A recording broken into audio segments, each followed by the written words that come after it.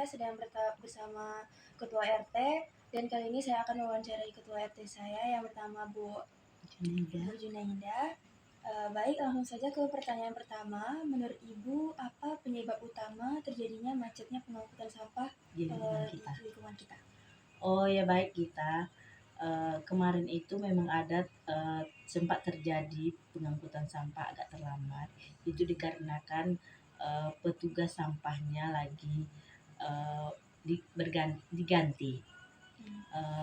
Jadi ada beberapa hari kemarin memang karena sopir pengangkut sampahnya lagi yang satu berhenti, jadi lagi mencari yang baru, jadi membutuhkan waktu beberapa hari.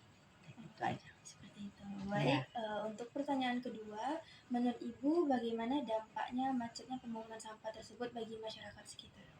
Oh iya, tentu banyak sekali dampaknya. Yang pertama sekali itu sampah jadi bertumpuk di depan-depan rumah warga masyarakat dan juga menimbulkan bau yang kurang enak. Terus lalat-lalat di depan-depan rumah kan, karena kan di depan rumah kita nih di depan pagar-pagar kan sampah kita.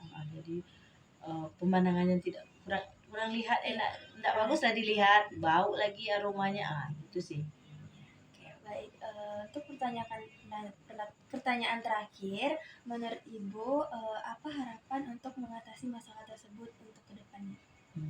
Mengenai tadi yang petugas sampah yang berganti, semoga mudah-mudahan untuk kedepannya tidak ada pergantian, mau baik dari supir LPS ataupun dari keneknya, mudah-mudahan. Jadi dengan begitu pengangkutan sampah jadinya lancar, setiap minggunya 3 kali seminggu, dan tidak ada halangan dan tidak ada kendala, semoga untuk kedepannya mudah-mudahan. Baik, sekian wawancara saya bersama Ketua RT. Selamat malam dan terima kasih. Selamat sore teman-teman semuanya. Saya Sugita dari kelas 11.1. Di sini saya akan mewawancari orang tua saya terkait masalah sosial yang ada di lingkungan sekitar. Baik, untuk pertanyaan pertama, menurut Ibu, apa penyebab utama dari macetnya pengambilan sampah akhir-akhir ini? Ya, menurut saya penyebabnya sampah itu tidak diambil-ambil bisa kemungkinan ya. Ini saya tidak tahu pasti ya penyebabnya kenapa, tetapi mungkin bisa jadi karena mogok maka tidak diambil sampahnya. Oke, seperti itu. Itu. Baik, kita telah mendengar jawaban dari mama saya. Kita lanjut ke pertanyaan kedua.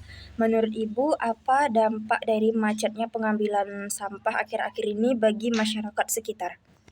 Ya, kalau soal dampaknya itu bisa saja pencemaran ya, terutama pencemaran udara.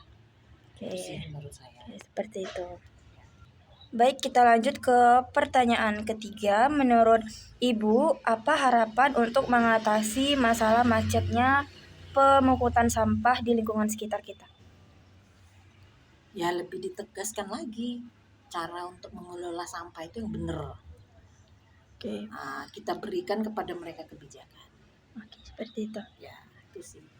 Baik, sekian wawancara bersama orang tua saya. Selamat sore dan terima kasih. Sore teman-teman semuanya. Pada kesempatan kali ini saya bersama ibu tetangga saya, Ibu Indra. Ya, Bu Indra. Saya akan mewawancarai terkait masalah sosial mengenai sampah yang waktu itu sempat macet beberapa hari. Baik, untuk pertanyaan pertama, menurut Ibu, apa penyebab utama dari macetnya pemungutan sampah pada waktu itu? Baik, kalau menurut saya pemungutan sampah itu bukan cuma soal sampah, bukan soal masalah rumah tangga, lingkungan, itu udah bisa dibilang nasional. Jadi sampah itu yang paling utama untuk kebersihan, untuk penyertaan suatu kota itu yang utama ya sampah. Jadi kalau saran saya yang paling perlu diperhatikan ya bapak-bapak yang bagian sampah, gajinya ya harus lancar. Jadi mereka pun lihat membersihkan sampah nggak ada macet-macet gitu. Karena dampak buruk dari kemacetan untuk pengumpulan sampah ya dampaknya ke lingkungan sekitar tuh aromanya menyengat. lingkungan, belum lagi ya dampak lainnya lah, buruk pemandangan sampai berhari-hari kalau sampah tidak dipungut. Itu untuk dampak ke masyarakat sekitar Iya. juga ya. Iya. Baik, pertanyaan terakhir, menurut Ibu apa harapan utama untuk mengatasi masalah macetnya pemungutan sampah ini? Kalau harapan saya ya lancar-lancar lah gaji bapak-bapak yang bagian sampah. Jadi mereka tuh tetap giat utamakan untuk mereka agar mereka juga giat. Terus penyediaan misalnya ruang angkut, tempat penampungan sampah. Nah, ya kalau misalnya pengangkutannya kurang, terus ya insentif untuk bapak-bapak itu bekerja juga bermasalah, misalnya ada kendala keterlambatan yang mereka juga ya gimana tau lah ngambil sampah. Masih syukur bapak-bapak sampah tuh masih mau bekerja mengurus sampah, itu kan hal-hal yang kotor gitu kan, ya agak sensitif juga, tapi ya kita nih harus bersyukur kali punya bapak-bapak yang mau bekerja mengurus sampah. Seperti itu ya Bu. Sekian wawancara dari saya, selamat sore dan terima kasih teman-teman semuanya. Sekarang saya sedang bersama Tante Lena yang akan saya wawancarai pada kali ini.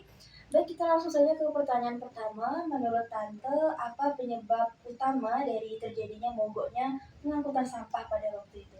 Ya mungkin bisa jadi orang yang kerjanya entah ganti shift, entah ada kendala yang lain, entah bertukar orang kerja. Jadi kalau sampai itu lama-lama numpuk, kendalanya ya tetangga nggak enak juga nengoknya berserakan. Karena kan ante kan banyak kucing tuh, nanti bisa dibongkar-bongkar sama kucing, jadi berserakan kemana-mana. Itu aja dampaknya. Nggak enak, ya nggak enak dipandang orang lah ya kan. Itu ajanya. Baik, seperti itu. Untuk pertanyaan selanjutnya, apa harapan Tante untuk mengatasi masalah ini? Seenaknya kan 2 hari sekali datanya, ya seterusnya maunya kayak gitulah, ada sampah langsung diangkat gitu kan.